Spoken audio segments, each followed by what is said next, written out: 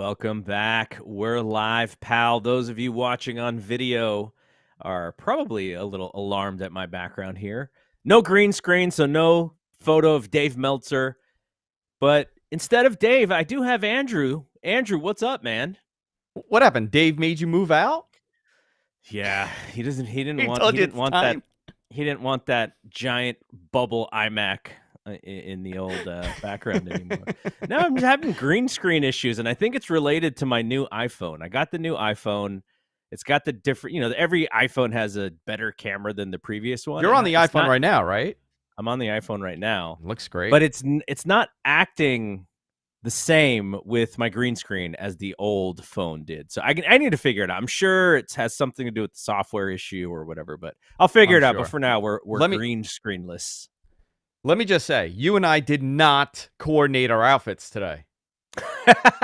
That is amazing. That's hysterical. I mean, what are the odds? What are the odds, right? I didn't even recognize that until right now.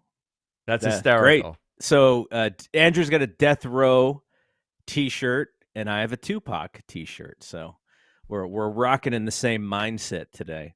It's West Coast. 1994 here. 1995 here. Pasadena, where you at? I wanted to mention one thing. I don't know if you saw this, Andrew, because Tony Leader shared it in a small Facebook group we have for the F4W convention. Let me read this to you, and I want to get your reaction here. It goes all capital letters. Wembley. Okay. So we are in the early stages of figuring out a Q&A and meet and greet between August 25th through August 27th. I'm hoping to know more within the week. How many from this group are heading to Wembley? Dave and Brian, all in Wembley Stadium, headed to London, F4W convention in the UK. What's going on? This is big time, man. It's big time for sure. And listen, I think it's fantastic. I would love to be there if I could. And of course, Dave should go, and Brian should go, and the rest of the crew should go. Are you gonna go? Are you thinking about it? It's a tough one. You want to pull that off, and you want to take your significant other and possibly some kid, maybe not some kids, but at least your significant other, and spend like a week. Because I've never been over there before, and I have friends over there, and I would love to, but I can't just say, I'm going to jump on a plane, hang out a couple days, watch a wrestling show, and then fly back. That just doesn't seem responsible to me. I get it. But for them, they're working, so that it's like a business trip for them. For me, it would be like, do I really want to go, and how badly do I want to go? It's a long trip for you guys. For me, it's like 7 hours, right? For you, it's, +5. Right. It is a long one. It is a long one for sure. So just, want to make people aware about that. If they are interested in, or if they're going to the Wembley show in All In, which Andrew and I will talk about in a little bit, find Tony Leader. If you don't have Facebook, shoot Tony Leader an email and say you're interested, because he's trying to count heads right now to see if it's viable for Dave and Brian to head out there. Okay, so just the other convention that is I will be going to, Andrew will not be going to, unfortunately. Sadly. So Friday, May 26th through Sunday, May 28th is the F4W convention in Las Vegas. Tons of stuff going on. There's the Texas de Brazil dinner. There's the Ed in San Antonio wrestling show, Poder Cinco. There's the suite party. And then, of course, the Q&A and meet and greet with Brian and Dave. So if you haven't yet, I can't imagine that people have not bought their tickets yet, but you can just check it out. It's on the front page. Tony is tweeting it at least once a day. So just you can go to the Juan F4W Twitter account and find all the details. And I would love to say hi. I would love to say what's up and, talk wrestling for a little bit. I will be there, and it's always a fun time. I mean, I go way back to, I think it was when's the first time I went? 2010 or something. So I've been going to these things for a very long time. I get to see a lot of old friends, and of course, a wrestling show at the T-Mobile. And speaking of that wrestling show, we'll also talk about that wrestling show in a little bit, but based on sort of disappointing ticket sales compared to the absolutely fascinating number. Are we talking 70K for all in Wembley right now? Is that the number that you have? I got somewhere between 65 and 70 Okay. on Sunday. That's what was told to me on Sunday. By the way, I don't know. I think Moxley was here. Can you call Mox and ask him if he was over my house? Because I got Is that the screwdrivers screwdriver, everywhere. or was he This using a is it. flathead? He might be using a flathead to, or maybe he's using that one. I got this screwdriver. I got I don't know what's going on here. So last week we didn't do a show. I had my son's baseball game on Monday. I had to work. I had to take meetings on Tuesday, so we didn't do a show. But there was that tweet that was put out that we discussed on Wrestling Observer Live that claimed that AEW was capping at 40,000 tickets. That's what you call a bad tweet. That's a bad tweet. And, I reached out to AEW about this, by the way, when this was happening. And I asked, I'm like, listen, like 4 different people asked me this at the same time on, I think it was Tuesday afternoon. What's going on? I'm like, it's weird that so many people are asking me this. And I got a tweet that says, hold on. Let me ask the boss. And I got a message back. And next thing I know, Tony went ape shit on Twitter about it. And listen, rightfully so. I get it, right? Because I just got something. Uh-oh. In mid-sentence, stopped you in your tracks. Got something. Oh, I can't. I'll show you later. Important. I'll talk about it later. It's very important. And very cool. You held that. I think the audience collectively just held their breath for 3 seconds. I'm so sorry. Okay, continue what you were going to say. What were you going to say? And I was always under the impression that they wanted to do 65. That was the number that was their success number, right? That's their home run number, 65,000. That's unbelievable. And forget about the fact that building is 90,000 people. 90,000, yeah, sure. But, you put the ring, you put the stage, and you take away a little bit. 65,000 was always the number. And I, not saying that AEW flat out told me, yeah, it's 65, but it's 65 scaled up. So they will open up more if they need more tickets open. I know that they passed 60. By my counting, I counted 68. I pieced together 68. So maybe they're anywhere between 65 and maybe 70 right now, which is remarkable. No card announced. No CM Punk announced. No matches announced. Nothing. It's just, here we are, and we're going to Wembley. Obviously, a lot of people are under the impression that CM Punk's there, and that's going to help the ticket sales. But, even if Punk wasn't going, I think they would be sitting at around 65,000 at this point. So you're not surprised at all by the number? At first, I had initially said 55. I was taking the over on 55 after Dave that's tweeted, what I thought the number was around 50 to 55. And if anything over 50, I thought that would have been tremendous. And I felt a little nervous about that. But I spoke to a couple people, and I have a lot of friends in the ticketing business. And, first time, anything, this is what was said to me. This is coming from someone that is very heavily in the ticket business. When you take an American product and you go overseas for the first time, it's going to do remarkable business if you market it properly. And, as we know, AEW has really solid marketing. They know what they're doing. It's not some rinky-dink operation. And, I'm not surprised after that conversation that they did 65. Now, I will be shocked if they do 80 in a good way. Not saying that they can't, but that would be a really remarkable number. But, now we're talking about breaking records as far as tickets sold. This is getting interesting, and WWE is not happy about this. They're not. How can they be? They love to gloat about these numbers, and this is something that they've always had an advantage on. AEW is, great example. They're struggling with this pay-per-view in Vegas with the ticket sales. Yes. I think there's thousands of tickets still available. I think it's like 2,000, 3,000 tickets. I don't think they've even hit 7 yet. And I think they've only scaled for a little bit less than 10. But I think they're still under 7 at this point, which is let's find out. It's pretty disappointing, but the thing about that we haven't really talked about on this show, I think it's Vegas. Like, Vegas is tough, right? Vegas is tough with the high ticket prices. That weekend is very expensive for Las Vegas, and it's a big ask to go there. So Now, it's not as expensive. It's not as expensive as it was last year. I looked at the tickets at flights this morning, yeah, and my they're much flight, better. JetBlue, like that JetBlue flight cost me $1,000 each way last Yeah. year, and it's now $350 to go, and I think it's $185 back. So Well, it's not that so cheap much for me, but Oh, really? but it is definitely cheaper than it was last year for sure. But I'm not even comparing it to last year's a little different because it was finally like, we allowed Vegas to be Vegas last year, right? That was the draw for Vegas, so we're 1 year Yeah. removed from that.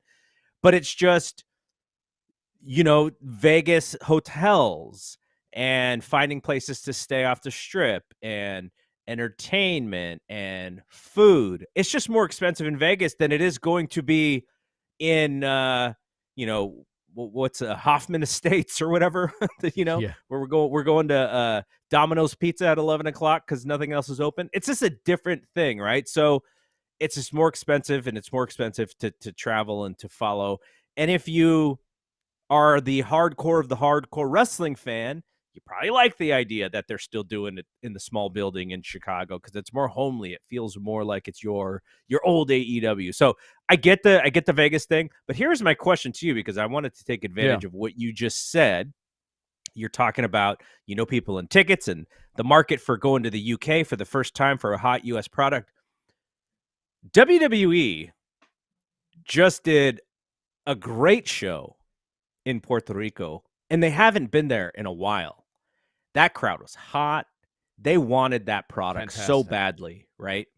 And so what we're learning is, rather than having these loyal markets, we're branching out into areas that are kind of hotbeds. And I wonder if AEW should continue to do Double or Nothing in Las Vegas. Should they still do All Out, at that small building? Because it may, or maybe you do one, maybe you pick and say, well, we want the one loyal show to be in Chicago, and maybe Double or Nothing goes somewhere else. Though Double or Nothing being Double or Nothing has kind of the gambling metaphor there. But Yeah. it just makes me wonder if, let's take advantage from what we are learning, and maybe next year Double or Nothing is in a international place that they've never been, that is going to be a hotbed. And for the sake of the business, I may not be able to go to that show like I am going this show, but it's like, let's take advantage of where it's hot. I'm sure Tony is completely following this much more closely than either of us are. So I'm not saying that he's not doing that. I'm just saying that I would love to see them take advantage of what looks to be the current landscape for live pro wrestling. Well, here's the other thing, right? You've added 2 more pay-per-views a year to their calendar. It's no longer, Forbidden full, what Door. is it, Full Gear, Double or yeah, you added Forbidden Door and All In, and it seems like, with the success of this, I would imagine that All In will become their WrestleMania big stadium show. But, you have other opportunities. You have other fields if you're going to continue doing this. You could do it in different arenas. You don't have to do a 90,000 person arena. You could do, Ford Field, for example. You could do something great over there. I don't know if the pay-per-view structure is going to stay the same. And if it doesn't, yeah, I think they should move it out of Vegas. Part of it is the attraction of being in Vegas, but Memorial Day weekend is a brutal travel time. And same thing with Labor Day weekend. That's a brutal travel schedule. And the UFC is showing that if you have the right product and you have the right fan base, you can run Vegas several times a year and sell out. And AEW's having trouble doing it once, but historically, as a wrestling market, Vegas was always pretty hard for wrestling. Eric Bischoff did it, before in when WCW was just getting hot. But I do wonder if this is going to be long for Vegas for Double or Nothing. If it is, and if Tony's just like, you know what, we're going to ride it out, and this is a nice home base for us, I understand that too. But it just seems what the numbers are telling us is that, international is hot, and going to new markets is hot. So that's going to be an interesting conversation. I just want to correct myself. I said that All In is a pay-per-view. I don't believe it's a pay-per-view this year, but I do think moving forward it should be. Okay, but if it's not a pay-per-view, then what is it? Like, you know, I know we have these Warner Listen, Brother Discovery upfronts coming next Wednesday, and I think a lot of people really believe that this Max streaming network that is the combination of HBO Max and the Discovery Plus. I think people believe that it's sort of fit for wrestling, and like that's like the early rumor is that that show will be on that network. We have no idea if it is. I mean, it sort of makes sense, but does it make sense monetarily? Like, is it going to be a driver of subscriptions for Max? I How mean, much Max do you is not pay cheap. for that show? Like, that's It's not a cheap that's an service. interesting discussion. Did you see the pricing on Max if for like the all in without the ads and whatever? Like the Sorry, ultra. no pun intended with that all in reference. It's the ultra package. It's like $20. Yeah, it's Ultra HD, plus you can do downloads, plus you can have more than one person. I'm actually Yeah, interested. I may do the 20 just to see what the programming looks in this Ultra HD. But I mean, I already pay whatever the 15 is for HBO Max because I love that. It's like one of my yeah. favorite of the streamings. But yeah, this idea that pro wrestling should when this stuff was broached, a year ago, is AEW going to be on HBO Max? I said at the time, I don't think so, because HBO Max is a little bit more prestige in their content than you would think pro wrestling would be. Now, HBO has historically had a relationship with wrestling, going back to the rock and wrestling era. But I'm talking about today's version of HBO. And then when they created the Max streaming network, combining the two, and the idea was to not be as prestige because they think the prestigeness of HBO Max drives the consumer away. I'm still kind of I'm befuddled about shocked by that one. that. We'll Yeah. see. Listen, there's nothing. Those kids on Euphoria. There's nothing prestigious about what they're up to on that show. Okay. But if you pull But that down a little bit, maybe wrestling is a perfect fit for what this new service is about. yeah. Yeah, I listen. I'm a fan of HBO. I'm a fan of the service, and if you're talking about a library of 4 years of content at this point, and it doesn't live anywhere. That content is nowhere. If I want to go back, here's a great question. I want to go back and watch the 7th episode of Dynamite. Where am I going? Let's watch episode 1 and do a watch along, man. I'm in. Yeah, I'm in too. Where am I going though? Right? Like, tell me. I mean, it could be somewhere, but I don't know where it is, and that's a problem. That's a problem for the consumer. Is the original All In on the ROH streaming service? Do you know? It was. Yeah, it was. It was on the ROH streaming. But you don't know if it's there now? I don't. I haven't logged in and checked it out, but it was on Honor Club for a while.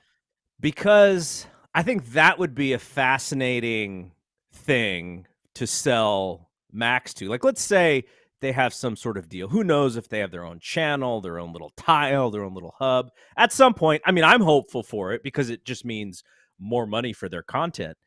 But, that could be a thing. Like, let's all rewatch All In and let's do have a streaming party of some sort. Like, who's seen the show? I guess. Okay. Now here's a question for you. If they do show that show, is the Joey Ryan stuff eliminated from that show? No, I guarantee it stays on. I don't think they're chopping it off. Okay, and if WWE had All In, if WWE had All In, would they still show the Joey Ryan stuff? I guess they still show the Chris Benoit. They still show Benoit. They're not blurring him out of that triple threat match. So I don't know. I feel like they got it. It's either now or never. They're in a contract year. I'm hearing a lot of rumblings on that pricing for that contract for their new deal, which I've heard so many numbers varying. I don't know where we are right now with this, so I'm not even going to speculate on it. But yeah, it is going to happen. They are going to get a good deal. Warner is very embedded in AEW for live content programming. It's inexpensive programming. I would imagine that they would want to have them on that HBO platform, because here's the other thing, right? Right now, for original live content on HBO, right? Original first run content, like Game of Thrones, it takes you a year to come back to that show. Euphoria, it takes you a year to come back, or maybe even longer, year and a half. It depends on it. So if you could guarantee next day viewership every week, and you get a couple 100,000 people, or maybe 100, 200,000 people, that's great. Well, here's an amazing thing about what you just said. So Succession is in their final season. The ratings are at the highest peak of Succession. This was not a high rating show, but it's just so gradually built up its audience that if they decided to run season 6 and 7, it would probably be even higher than this year, because like you said, you don't come back for a little while. And in some cases, the audience isn't there. And that's what's good about the streaming thing is if you never watched Succession and then come back in season 5, you're like, oh my gosh, I got to watch all the previous 4 seasons. That's why that's valuable to HBO Max or to Max. But when Succession is over, after everyone does their watch, no one's really watching it again. And so it just sits there, which is part of the equation of the streaming thing. That is going to be interesting to watch over the next few years, because will HBO go, it costs us a lot of money to host this thing, these 5 seasons, and no one's watching it. Let's license it out to somebody else, and then it'll just live there for a year or two. Then we'll bring it back, and maybe people will binge it again. I'm on my 8th viewing of The Sopranos at this point. There you go. On HBO. So, I mean, I go back for, and somebody brought it up because HBO shows get popular after the fact. And I think there is some fact that, like The Wire, I got into The Wire after the fact. I never watched it. Yeah, me too. Oz, I got into, and I started watching that again. So it's a very unique platform. It's not like Netflix. I feel like Netflix goes above and beyond to try to connect to the youth, and they kind of fall flat on their face sometimes with the content that they create. It doesn't appeal. But I think with HBO, they've played their cards right, and to have first run AEW content on there, I think I don't want to speculate because then someone's going to misquote me, but I lean heavier towards that because I think it's a dumb move if it's not. And I don't think these are dumb people. These are people that understand the business. Yes, and you lock AEW in with this deal, right? They're going to be all in to make that joke again. Because if all of their content is on WBD properties and their library is hosted by this new streaming service, and then maybe it's also where you eventually buy your pay-per-views. Maybe you have to have a Max subscription to actually buy an AEW pay-per-view, to pay the extra whatever it is. I'm gonna throw out a possibility here, okay? I'm just speculating. This is all speculative. That is my disclaimer. If Max came and said, "Hey Tony, here's $500 million. No more pay-per-views. No more pay-per-views. It's gonna live on HBO Max, just like how WWE lives on Peacock. Now you have Collision." You have Collision involved. You have Dynamite. You have Rampage. You have all the pay-per-views. You got the previous archives. Maybe you throw in Ring of Honor in that also. Do you need pay-per-views? The other thing about Max compared to Peacock, I think they're in about 2.5x homes versus Peacock. Yeah. I want to say HBO Max currently is probably in around high 60 millions, and I think Peacock is like in the 25s or something. Yeah, and I think Peacock is terrible. I think it's a terrible platform. So it's pretty bad. Cool stuff. I mean, if not for the WWE stuff, I'm trying to think if we would have Peacock. There are some shows that they get bounced around. Like I think maybe New Girl or like. It was on Hulu and now it's on Peacock or something. So there may be some small uses of us watching Peacock, but it's really for me it's just WWE stuff. And on the other side, I actually watch HBO stuff. So the AEW, if they do end up on there at some point, that would just be additive. That would just make my subscription much stronger. My choice to subscribe much stronger for Max. All right, Yeah. we could talk about this stuff forever. I know we both love this stuff.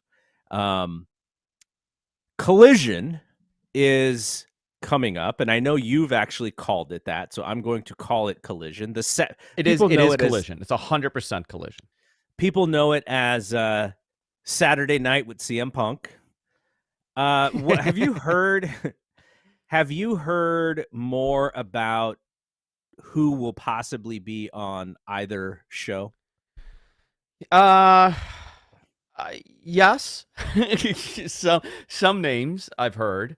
And again, this is all being worked as we speak, right? It's all right now in the process of happening, and you know, it's wrestling. Until it happens, it hasn't happened. So if I'm going to take a smart bet here, I would say people like Andrade, guys that you haven't seen, and people that should be presented in a top positioning, right? Like, you know, Andrade, that guy should be on TV every week. Miro should be on TV every week. Samoa Joe should be on TV every week.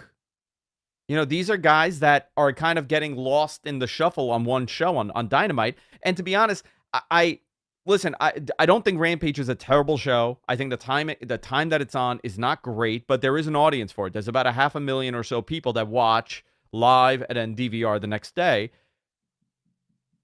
You have something there, but I don't want to watch Andrade in a main event at 10:45. I don't have it in me. So if nobody's seeing this, people can't get behind it. The buzz isn't happening. I would say move those guys to Saturday and put them on there. And you know what? You're going to create some great programs there. Swerve Strickland, for example, right? Swerve. He is a guy that should be on TV every single week. You're trying to build a new character. You're trying to build his faction. Him doing it on Rampage doesn't do anything for me. Every other week on Dynamite does nothing for me. This is another guy that I would say should be on that show. I think if you look at the card, you could kind of figure out where people should go. There was that bogus list that came out a couple days ago. Seen it. You keep telling me about this list, and I've never seen it. Yeah, before. the great Christ Jericho returning to his Y2J gimmick with his hands out. And then can't get good service at Mandalay Bay, I guess. You heard that story? I got no, I got a moth in here, or I'm seeing things. I've been poisoned. The ether's on in the studio. I would imagine, you know, some of those people that I saw on the list, I'm like, yeah, you know, those names is what I heard. Yeah. So, you know, and that was probably an intelligent guess. I don't think that was an official AEW run sheet or anything. But here's a question for you know, like you. Based on what you know about these rosters. Yeah. So my co-host John LaRocca of the Fight Game podcast, he and I do a show Thursday night, and one of the main things is we review Dynamite, and we've done it since show number 1. And Dynamite, I would say the wrestling style, because it's a little bit more indie based, a lot more lucha based. It is not my preferred pro wrestling style. It is not John's preferred pro wrestling style. John's preferred pro wrestling style is like everything is so logical and grappling and believable. Like that's really his style. So we review Dynamite, but we also understand the lens of Dynamite is not our sort of favorite style of wrestling. And what I wonder is if this Saturday show becomes a little bit more old school to cater to people like John and I, to maybe split, like to make the difference, like, because you don't want to do AEW Dynamite on Wednesday and then AEW Dynamite 2 Electric Boogaloo on Saturday, right? You do want to have some kind of differences. And so I do wonder if the wrestling show will cater a little bit to the style of wrestling that I enjoy watching, just to differentiate from the high flying, lots of spots, the chaos that is Dynamite. I don't know. I think the general audience that watches AEW likes that style. And for me, again, I'm in your boat. I like the grappling. I like the more realistic style. The Bucks are not my favorite style, but I definitely appreciate everything they do, and I think they're fantastic. Oh yeah, they're superstars. I love watching. You know, they're unbelievable in the ring. But for me, like I want to see Danielson in a 60-minute every time. I want to see Okada. I want to see, you know, that's a style that I like. Yeah, totally. But again, I'm 30. I'm going to be 39 on Saturday. So for me, it's Wow. a very. I know, dude. I'm feeling it. I'm feeling it. Okay, but I'm going to Feeling it. say something here because throughout my early 40s, I was holding strong too. I don't see a gray head of hair. Or a No, gray nothing on my piece of no, hair but on your head. it's all a wig, dude. This is a wig. Ask our producer. He There's every time he sees me, he tries to pull it off. But you have you have a beautiful head of hair. You have the color that is Thank you. dark black. Thank you. Thank you. Even the beard. I'm sure you could find little scraggles in your beard, but There's from tons my actually in my viewpoint, beard. it looks very dark, looks very black. So you're rocking it very well. I think you're gonna go until your mid 40s until you really see any of that gray. My father's uncle Misha. Okay, Misha was a musician. This man, the day he died, he had jet black hair. No joke. I mean, he had like a couple grays, and that was it. So maybe I'll have that. Yeah, all of my grays are in the sideburns. The sideburns are gray. I still only have a handful of gray hair on top of my head. So, but yeah. But so back to the dynamic of your of your I what think you like it should have a different feel to it. Like I prefer SmackDown over Raw because I feel like SmackDown has a little bit more wrestling than Raw does. I don't know what the vision is. I've seen some things, and everything that I've seen is a very much like you could tell what Tony Khan's wrestling influences in the things that I have heard and things that I have seen. I think he really wants this to be a really good wrestling product. And I think having, CM Punk there, and think of the opportunities for CM Punk right now, right? Like, okay, throwing in him, Ethan Page, right? They need to create the 4 pillars on this new show as well. You have the 4 pillars on Dynamite. That's great. And obviously those guys will be on Collision also, but you have a unique opportunity to start over now and say, okay, well, guys like Ethan Page, and whoever else. I don't want to exclude anybody. Ethan Page keeps coming to mind for some reason, but a guy like Ethan Page, you could do a lot with him. And he really doesn't get that showing on Dynamite because it's a jam-packed show. Yeah, he also needs to deliver though. He's had some Ethan opportunities and he has not delivered on him as well. I like his promos. His promos are fine, but he also really doesn't win important matches, so that's the other part. Yeah. That's some of it is the booking. All right, before we I really want to see Andrade and Punk for some odd reason. I don't know why, but I keep leaning into that, and I've always said like it's such a weird matchup, I think we're gonna have some weird Punk matchups. Can't wait. Punk's gonna probably want to work with a lot of people, I'm guessing. Who do you have on your list? Like, take the Elite out, obviously, and take like Mox and those guys out. Give me your 3 matches, because I have 3 matches in my head that I want to see 100% with him. With CM Punk, yeah, like TV match, not non-pay-per-view, TV match. Well, you could do a TV match, or this is probably better for pay-per-view, but I obviously want to see Danielson. There's Samoa Joe, and those are just really historic kind of. You could talk about the ROH stuff going way back with those guys. I'm trying to think of like a newer wrestler. Like I feel like if Wardlow, now this is not a match I necessarily want to see. I'm more so thinking about who can help Wardlow, and maybe if Punk thinks like, look, we got to make this guy our big bad on this show. I want to get him over because he's really struggled since he was over, and then they stopped his momentum. But I would like to see him work a program with Wardlow's not a young guy, but someone who hasn't been utilized as a star to help make a star. I would love to see a program with Punk and Wardlow, something like that. Yeah. Who are your Punk 3? Joe, Punk Andrade, Punk Joe. I want to see Punk Malachi for sure. Punk Pac, Punk Miro. I don't know why. I kind of want to see Miro cutting promos on CM Punk. Miro's a really good one. Yeah. There's so many different options here, and I'm not saying that Punk's going to be the savior of this show, but for Tony to get a 2-hour time slot on TNT, which it is going to be on TNT, it's tremendous. and they have an opportunity to kind of correct the wrongs of the last, year or so and start over again. And I think that's a unique opportunity that you rarely get. Can we talk about friend of the show, Will Washington? Yes. Friend of the show. Good boy. What a handsome boy. What a nice boy. He really is. I was so thrilled when I was told that he was going there. Yeah. Well deserved. I had this long conversation with Dave on Wrestling Observer Radio about why I thought it was a very courageous and smart hire by Tony Khan.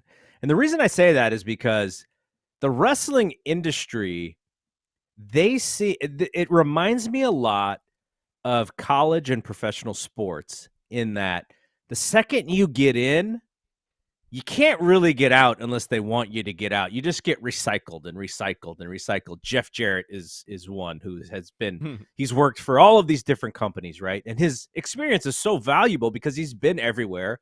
Wrestling's in his blood, and he has so many different experiences.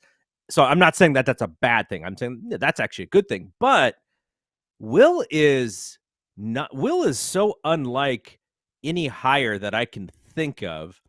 And I think the comparison I made on Wrestling Observer Radio is like, Will is more like kind of like how Tony Khan was a fan when Tony Khan was a younger person before he decided to get into AEW. So like, I love that because it's like Tony Khan showing interest in somebody who's very passionate and is younger and doesn't have this inside the wrestling bubble mindset. He's got a fresh mindset. He's got fresh things to talk about.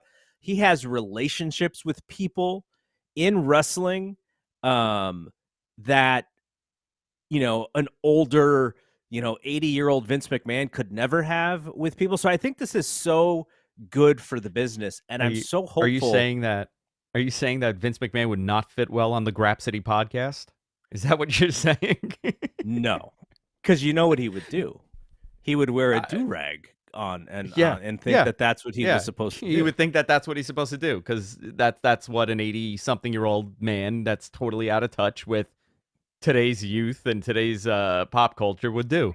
And for those who don't know the reference, it's because Vince McMahon did that on TV. That's why I made that reference. That's why. Yeah. Now, but here's the thing about Will, though, right? And you brought up Jeff Jarrett. Great example. Jeff is great at what he does, but Will also has the outside perspective of having interest in other things other than wrestling. Will knows TV. He watches sports. He understands music. He is somebody that is connected to today.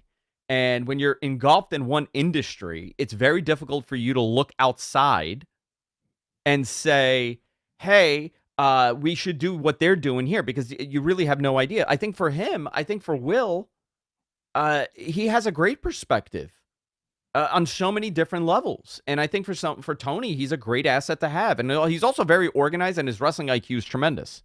Mm-hmm. He also was a part of the album, the Who We Are album, that came out on AEW Music. I don't know, came out, I don't know, over a year ago or so. So, he's already participated in a product, AEW product before. And, all I'm saying here, I don't want to make this political. I don't want to make this about race. Having someone with fresh ideas and fresh experiences is really good. And what I hope is that he kills it, and then he's got a network, and then he's got people who he knows that think like him, that understand wrestling in different ways than a lot of the people in wrestling. And so I just hope that it creates another network of folks who have an in to do what they want in the wrestling industry, if that's what they want to do in the wrestling industry. Yeah, I think this is, Tony respects him tremendously. And Will, the funny thing is when I had Will on, I had no idea how similar our broadcasting backgrounds were. And I was shocked. And that kind of explains like why I very much like Will personally. We started off as fans of tech podcasts and tech TV, and it led us to professional wrestling in a weird way. So it's always fun to see someone that kind of had a similar approach to this, kind of enter into this world and be successful. And I hope he continues the success. There's And it no would guarantees at all, but I hope yeah. he continues to be super successful. And it would make sense if he was working digital stuff, because I think he told me 2005 was when he first had a video podcast. So what we're doing right now, I mean, he did it in a different way, but you're talking almost 20 years ago when this guy tried to do a video podcast for the first time. So that's, that shows that he's kind of ahead of the curve in a lot of these things. So, yeah. All right. We spent a lot of time talking AEW. Let's slide in some WWE because they did have a fantastic show. Now, just for people who are wondering why it took us 45 minutes to talk WWE, you and I did Wrestling Observer Live. I was your guest on Sunday, and we almost exclusively talked Backlash. So anything that we talk about Backlash now is just kind of regurgitating what we already said. That was a fun show, though. So if people haven't listened to that, you can hear our Backlash thoughts. But Backlash was a really, really fun show. Now, I'm very honest about what I like about professional wrestling, and I'm always honest that recently I have leaned. Well, actually, for the last couple of years, I've leaned heavier towards AEW because I've enjoyed the show more. Whether or not you like it, that's your own issue. I'm not telling you, I'm not forcing you to like something you don't like. But for me, I very much enjoy AEW's content. I think WWE's done a good job the last, year of kind of giving the audience what they want and trying to freshen things up and evolving. We could see that with their numbers. We could see that with their attendance. Cody's been a big help. Roman, obviously, has been a tremendous help. But there are moments that show becomes very static to me. Nothing changes, right? You put on Raw. I know what I'm watching. I know when the audience is going to react. I know how they're going to react. I know who's coming out. I know who's getting a pop. This show in Puerto Rico really... I watched it twice, dude. I went back the next day and I rewatched it again. And with my kids, I rewatched it because they loved it too. Why was it so good? Did they do something tremendous with the storyline? No, they didn't. You know what they did? They put on a professional wrestling show and they gave you everything they wanted. You got a Savio Vega entrance. You got Bad Bunny. You got Carlito. They catered to the market and they knew it would get over. And you know what? That crowd was unbelievable. It was something that you rarely see in a WWE audience, especially in it gets difficult. Those shows are very long. You get tired.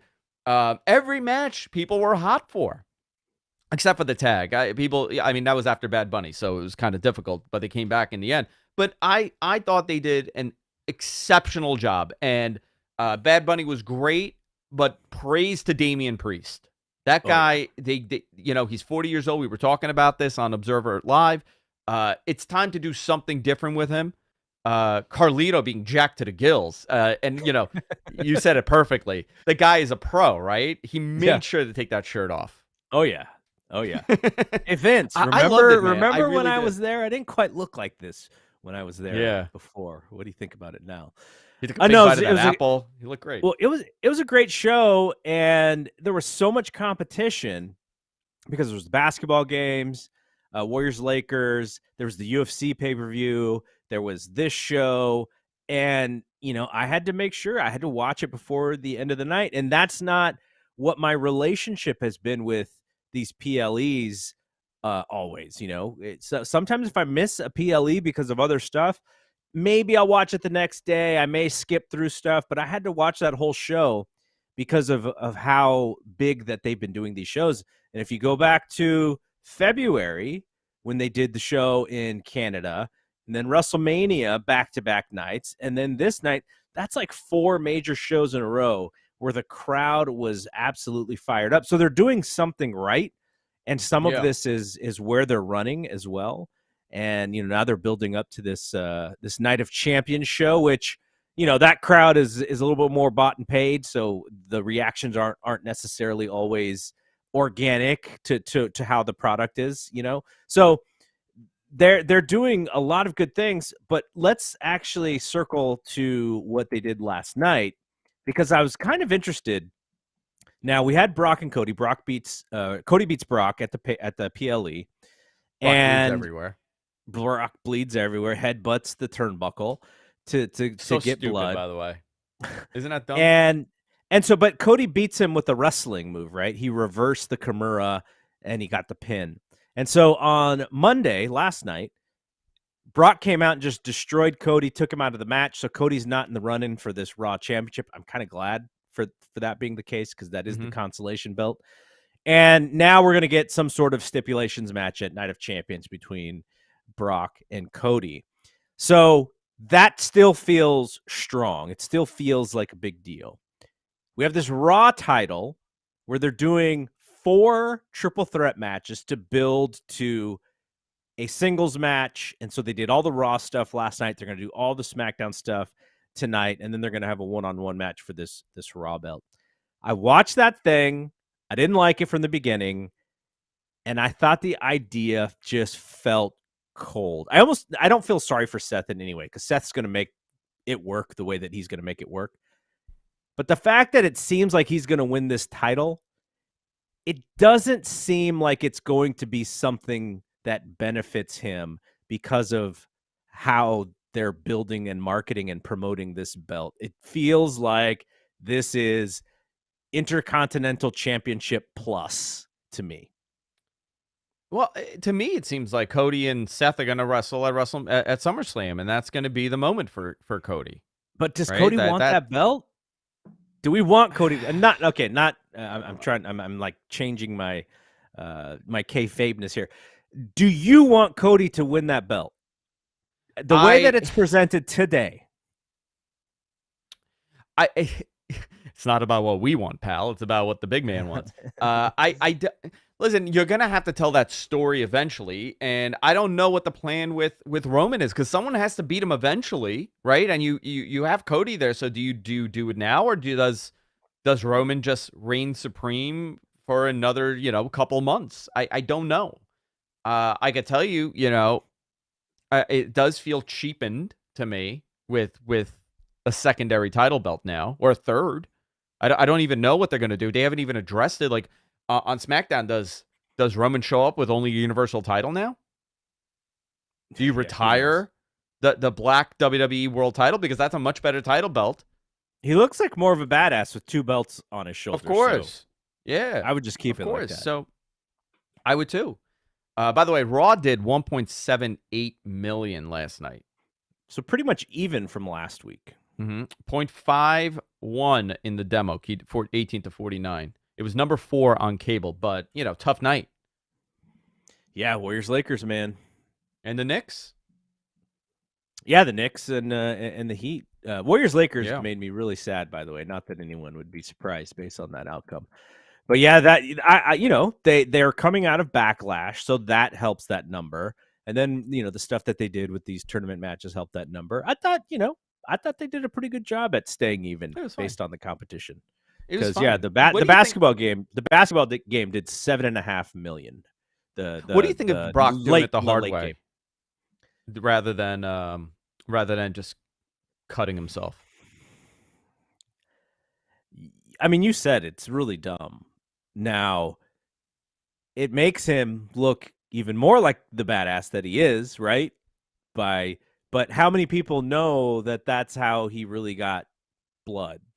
How many people know that it was hard way rather than with to cut himself? So I get weirded out by that kind of stuff because we know too much about concussions and head injuries these days.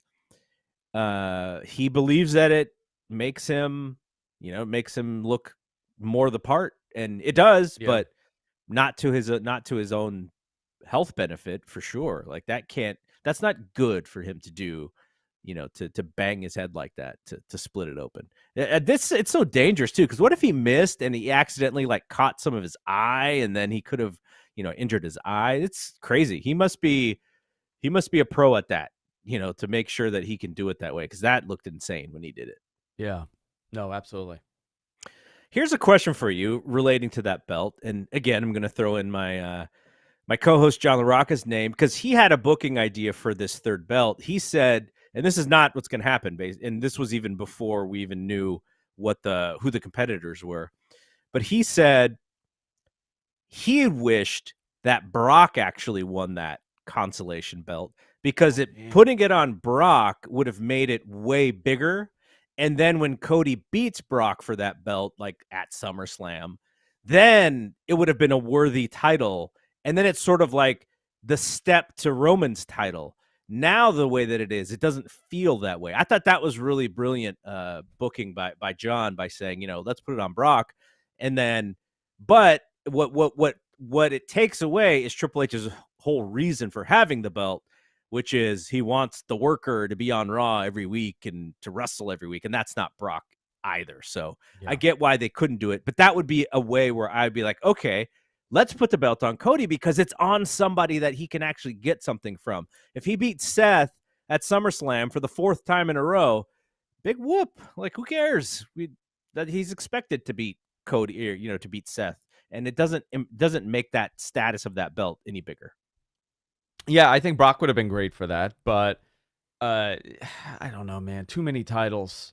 You don't need to. One title is good enough. I know that there's marketing aspects to this. There's merchandise aspects to this. Having 2 titles works, and they needed to update the title. They probably looked at the slipping in sales for those replica belts. Like all this is accounted for. Here, I got the title right there. You see it right over there. I don't know. It could work out that people love this title and this becomes the number 1 title in the company, or it just falls flat, like you said, and it becomes a secondary title like they had on SmackDown with the world title all those years. So I don't know. It really depends on how they position this with story more than anything else. What do you think about the brand split part of this? Do you think they're going to try and really do like a hardcore brand split where the only time Raw versus SmackDown happen is on pay-per-view? I hope not. I Seems don't. Like I don't weird see that time happening. to do it. They tend to say they do this for a couple months and then something happens or someone gets hurt and a rating slips and all of a sudden Roman Reigns is on Raw. Yeah. I'm willing to bet if Raw hits a 1.5. I'm certain that we're going to see Roman Reigns show up for something. Same thing on SmackDown. SmackDown ratings start slipping. You're going to see Cody show up or whoever show up. This is what they've always done. It's never a hard split. They kind of lose interest in splitting the roster after a couple months, and then you're back to where you were, where everybody's on everything. Did you feel okay? So one of my favorite acts in all of wrestling is Jey and Jimmy Uso. Like, I just love every time they're on TV. I have to watch their segments. And they weren't on TV yesterday. They were missing from the show because they're not on the Raw brand. And, you saw the highlights from the Backlash show and they were on it. But I was like, who I'm missing on this show? Even more than Roman. Because I think they are much more of a connective tissue for the wrestling shows than even Roman is. Roman's the main event. He's the guy that you wait for at the end. Yeah. But to keep me entertained and to keep me engaged in the show, the Usos and also Sammy and Kevin, like that whole thing, that was missing from Monday for me. And I was like, I don't know if I like this. I want to see my Usos. Well, they got to create bigger stars, right? They got to create more people that people want to see. That's they have a machine. I mean, look how many people from NXT are coming up. What is it, 17 people? Yeah, none of them are going to be. I don't feel like any of them are really going to be pushed seriously either. I mean, I don't know. Austin Theory's getting a decent run right now, but he was chosen. Ciampa's coming back, which that's a positive. Yeah. So it gets difficult. Again, AEW is going to face the same exact problem, for sure. Yeah, no, I get it. So what do you want to do here? Are we going to go a little 5 minutes extra on YouTube exclusive? Is that what we're going to do here? Yeah, you want to do that? Let's do that. Let's do a little 5-minute YouTube exclusive. If you're watching on Twitch, head on over to our YouTube channel. And you want to do like a little Q&A or something? We can look at the chat room. Why don't you look for a couple questions? And what we'll do is while we're looking for questions. We will also look at Dynamite for tomorrow, which is a pretty strong lineup. When you put Kenny Omega and John Moxley in a cage as your main event, that is a strong, strong match. So I guess first and foremost, what is I know the goal. Dave already told us what the goal of these shows are, which is just to to make sure that they don't drown based off of all of the competition. But where do we go? What are you looking for in this Omega versus Moxley match? Do you think, because cage matches are supposed to be like the stamp, right? They're supposed to be the end of the feud. That's not where this is going, which is why I'm actually intrigued that it's in a cage, because if it's BCC versus Elite, then we're going to get people jump in the cage. Like, what are you seeing in this match here? How soon does Moxley bleed is my question. Yeah. How many screwdrivers? I think how many screwdrivers is the top of the cage covered in AEW? No, because how would Cody have done the moonsault off the top of it? Remember? How would Cody have done it? Yeah, you're absolutely right. Listen, they're gonna have a hell of a match. I think that main event is something that they need to do on TV. We're gonna see a fantastic showing from both of those guys. But again, does this lead to a blood and guts match? That's what it's kind of leaning towards for me. Is it going to be blood and guts, or is it going to be anarchy in the arena? They have two of these crazy, insane matches that they could do. I hate the anarchy in the arena. Yeah, I did not like the first one. I didn't like the second. I didn't like it. It didn't do it for me. I know people loved it. People freaking love that Anarchy in the Arena match. There's nothing that appealed to me in that match. It was hard to watch. I could be wrong. For me. Was it? Okay. I guess I'm not alone. I saw it a different way, right? I saw it in the building. So it was like I'm trying to watch 5 different things at the same time, and it was really hard. But it was also the match and where, Brian Danielson really got hurt in that match. So it is a dangerous match to have.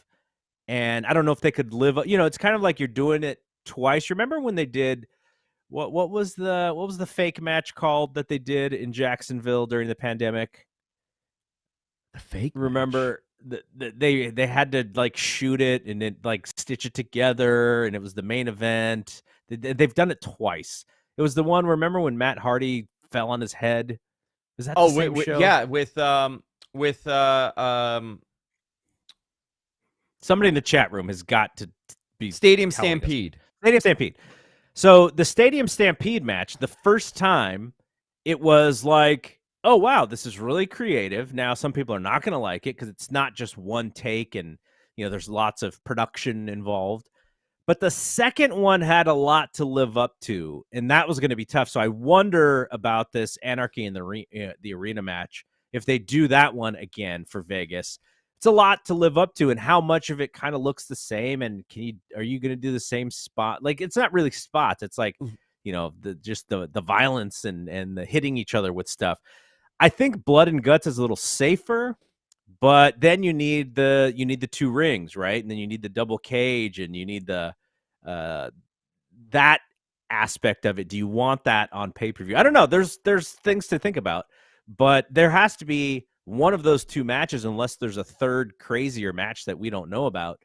And I hope it's not Stadium Stampede. I don't think that's the right vibe for this. That's the match I didn't like, by the way. It was Stadium Stampede. I didn't care for Stadium Stampede. Okay, so you did like Anarchy in the Arena. Yeah. It was Stadium Stampede that I didn't really like. Okay, too big, too much space. Yeah, and it like just confinement. It looked very produced, and in some instances it was good, and in some instances you're like, I'm not sure that that's necessarily the pro wrestling that I like, but yeah.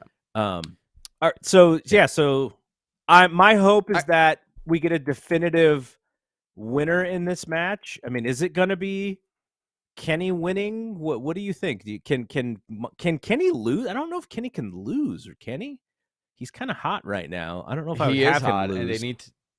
Yeah, and this is the best part about professional wrestling, when you don't know, when you can't guess, and I really can't guess right now on who wins and who doesn't.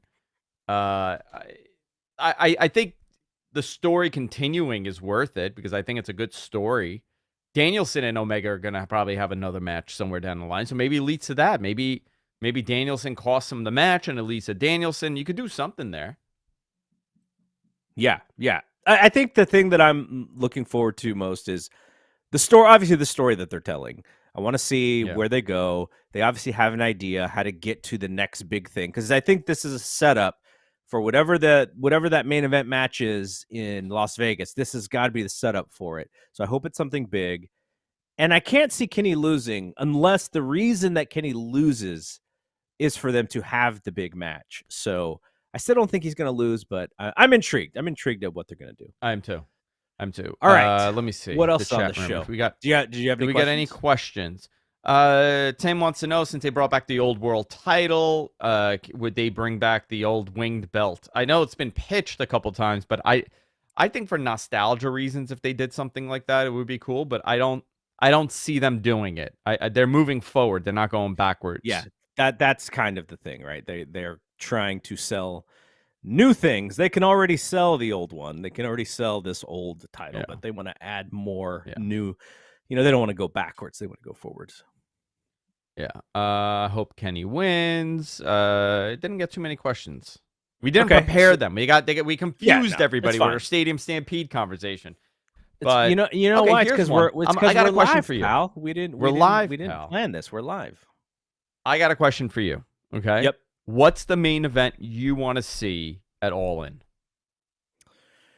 Yeah, this was the Dave question. I want to see Omega Ospreay 2. That's my favorite match of the year so That's far. The main event you want to see? That's what I want to see. What did Dave say? He just took he took a poll. It wasn't even a Twitter poll. He took an email poll. He said, "Here are the options and email me your answer." So he's got to hand count all of these answers. Interesting. What do you want to see? I mean, obviously, it's Omega. It's the Bucks and Omega versus Punk and FTR and some like that would be what I would be like. Oh my gosh, I want to see it. But I'm not saying that's a reality. Maybe it is. Maybe it's not. We don't know. You got to do something with the world title. You got to do something with Punk. You got to do something with the Bucks, and you got to do something with Kenny. So there's a lot of top matches you could have. Jericho. Maybe you do Jericho and Punk. Maybe that's the main event in London. And then you're coming back the next week. You're in Chicago, so I don't know what the hell you're going to do in Chicago. CM Punk has to headline that, right? It's Chicago. He has to be there. He has to have a big match in Chicago. Yeah, maybe he does a number one contenders match at All In to get a title match at All Out. That would be interesting. I'm so fascinated by this because they're going to have to juggle this thing around a ton.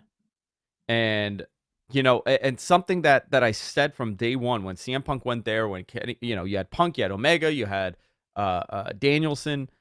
You got to get through some of these super matches before someone gets hurt.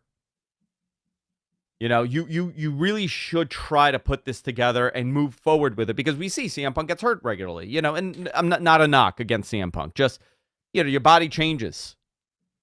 I fractured my hip. I'm 30. I'm 30. I'm going to be 39. I fractured my hip last year just on nothing. So things happen. Things change. You have an opportunity to do some really cool stuff in the history of your company.